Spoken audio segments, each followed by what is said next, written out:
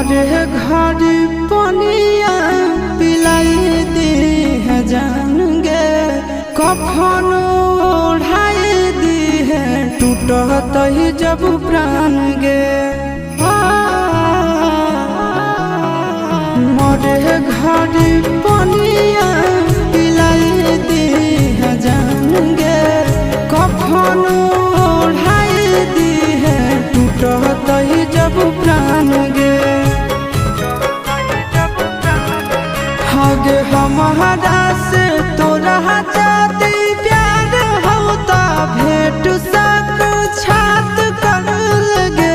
हगे सोनाया रावा हो भरती पाटनवा में आके मुलाकात कर लगे। हगे सोनाया रावा हो भरती